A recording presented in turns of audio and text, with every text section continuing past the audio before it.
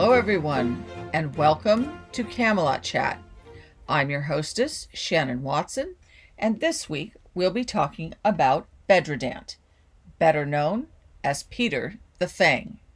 Let's get started. The Arthurian knight known as Sir Bedivere was also called Bedwyr and Bedrydant. So many names, but was any of them Bedivere's real name? The short answer is probably not. For the longer answer, keep listening. Bedivere is the anglicized version of the earlier Welsh name Bedwyr. In my research for my historical fiction novel, The Wanderer and the Wolves, however, the name Bedrydant landed differently with me. I broke it down like this. Bedr, that's B-E-D-R, is the Welsh version of the name Peter. Idant, that's Y plus D-A-N-T, dant as in dental, in Welsh means the Fang.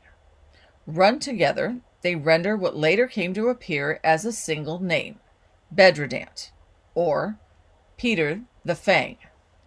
There is little doubt that Sir Bedivere was a great warrior. Taken together, the Welsh triads, English legends, and French romances all credit him as one of Arthur's best soldiers. He ranked above Sir Tristan and even above Sir Kay, Arthur's foster brother. Bedivere was known as the battle-diademed and lost an arm in combat. He accompanied his king on quest and campaign, skirmishing on lonely hillsides under lowering skies and beside hotly contested fords. How blood must have run in the rivers in those days, drizzling down the banks into the water below.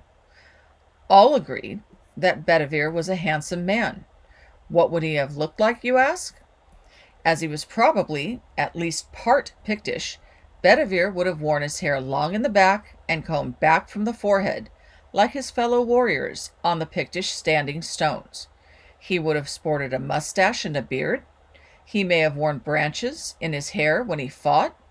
In combat, chieftains wove an alder branch into their hair, so their warriors could locate them in the thick of battle.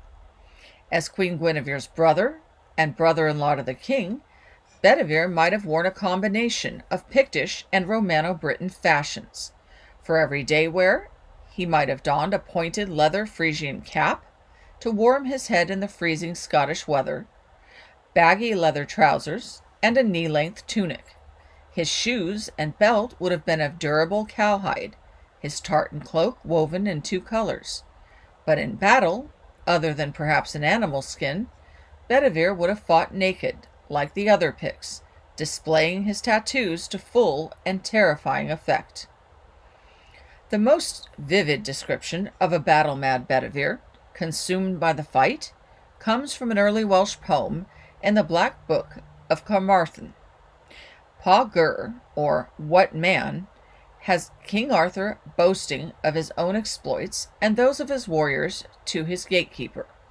This is what that poem said of Bedivere, here called Bedwyr. They fell by the 100 before Bedwyr of the perfect sinew, on the shores of Trifrwyd, fighting with Garulwyd. Furious was his nature with sword and shield. Here in the Welsh, Bedivere is Bedwyr, and he is notable even amongst the famous warriors of Arthur's company for his ferocity in battle. But all good things must come to an end, and so the long life of Sir Bedivere, Bedwyr, Bedrydant, Peter the Fang, whichever mysterious moniker he truly went by, came at last to a close. Did he end his days in mourning, buried deep in some Christian monastery? Or was he interred elsewhere, perhaps at a site more suitable to Bedivere's bellicose nature? A Welsh ballad, called the Stanzas of the Graves, provides a clue. Stanzas situates Bedivere's grave at Triffin Hill.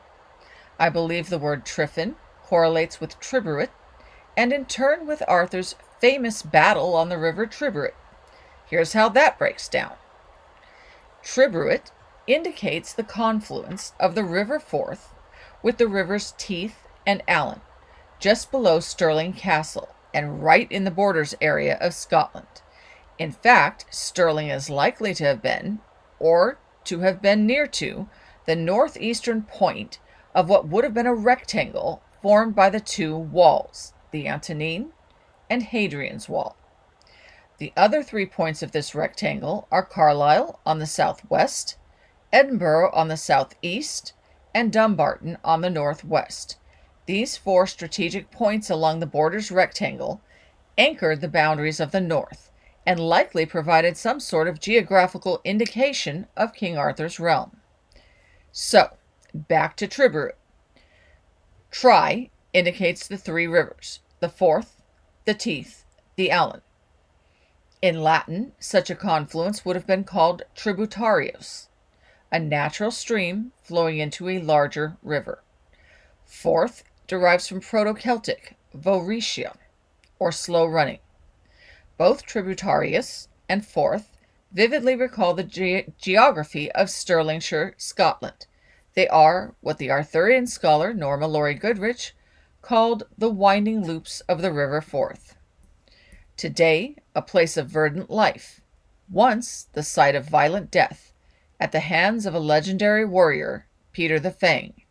Furious was his nature with sword and shield. And how would someone acquire a nickname like the Fang? Several ideas spring easily to mind, given the violence-fueled world of Dark Age Scotland.